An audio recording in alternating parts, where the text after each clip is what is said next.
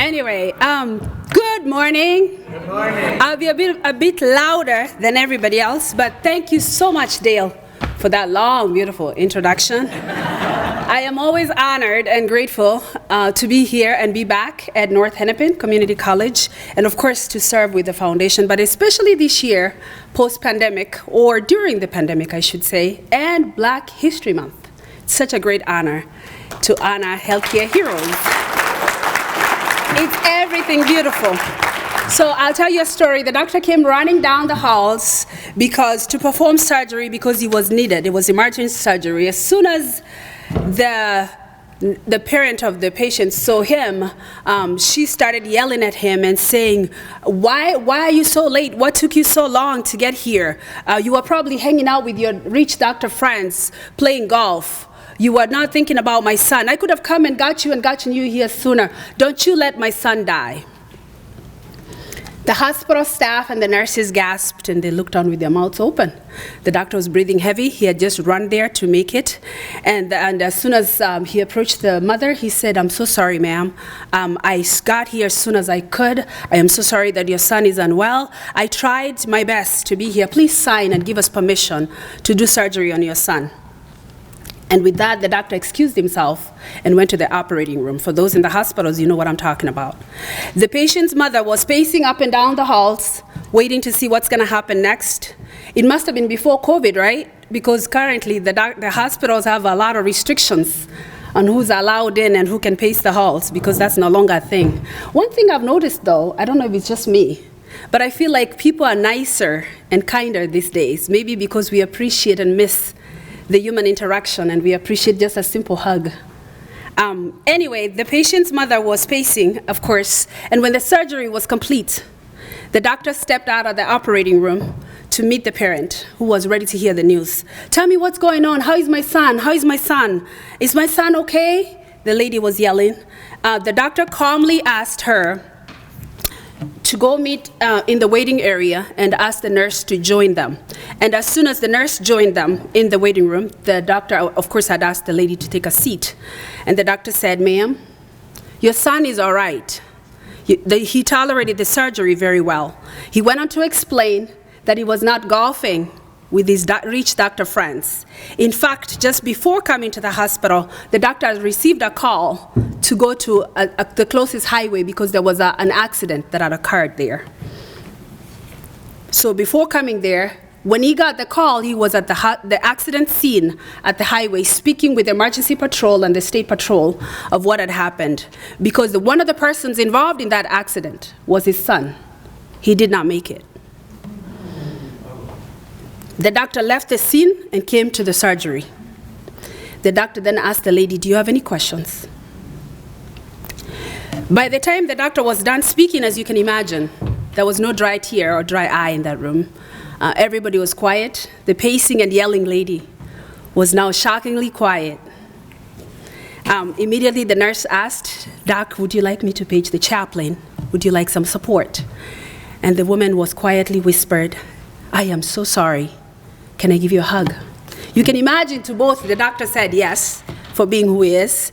Before you become impatient, before you become biased, before you become judgmental, before you think things, and before you become short, with the already short-staffed nurses and doctors and CNAs and everybody working to take care of you, reflect on the story I just shared. Just stop and reflect. Do you know why? Because the people are going through stuff. And yes, we must recognize, and as nurses and as healthcare professionals, we already know we must extend grace to the mother who's already anxious about her son. However, the healthcare heroes have gone through so much already. All the frontline workers, anybody who's supporting that road knows that it's been a rough 2 years, and we're still in a pandemic, in fact. The nurses have been sick, their families have been sick, yet they've shown up at work. They've lost loved ones. Some have had their loved one buried without them, yet they've shown up at work through the tears. They've been abused and even assaulted in stores for wearing scrubs, for just being a nurse. I'm sure you saw that. They still show up at work. Some of them have even been attacked and called names and faced hate for being of Asian descent, yet they still show up at work. The Black and brown nurses not only face hate and bias outside and within the hospital halls, yet they show up at work. And some of them have even gone as far as being denied care, and it's cost them their lives. The ones left still show up at work. Do you know why they continue to show up at work? Because I am a believer that any crisis reveals the leader within. Nurses are bold and resilient leaders who lead in both in good and bad times, because that's what we are trained to do. That's what we are called to do. May we remember that even though they are amazing leaders who are trained to do and handle and respond to emergencies and non-emergencies for forever, remember that they're humans first, and also nurses and healthcare professionals experience pain and witness pain, and they suffer through it just like everyone else. We can all agree that while the pandemic revealed true leadership in healthcare, it also exposed racial disparities that exist in healthcare.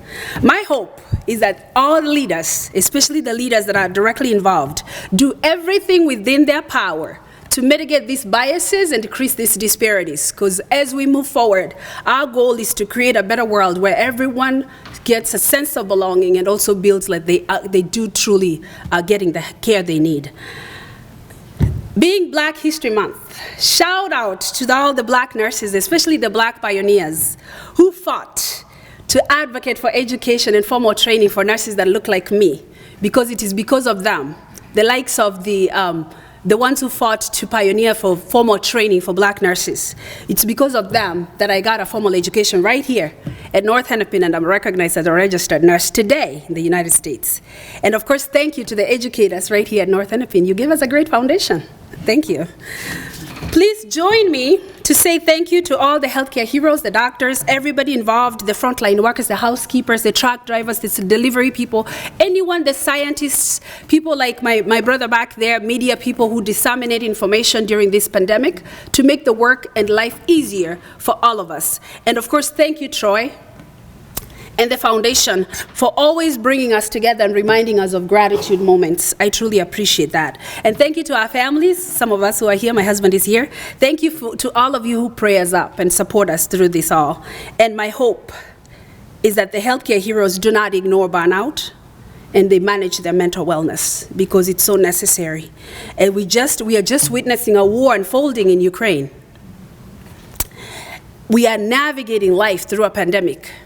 But one thing I will tell you is during the pandemic or after, through loss, through war, through death, even the students, if they're here through exams and you're stressing, in the words of a great Black nurse that a lot of people don't know she was a nurse, Harriet Tubman, if you hear the dogs, keep going. If you see the torches in the woods, keep going. If there is shouting after you, keep going. Don't ever stop, keep going. If you want a taste of freedom, keep going.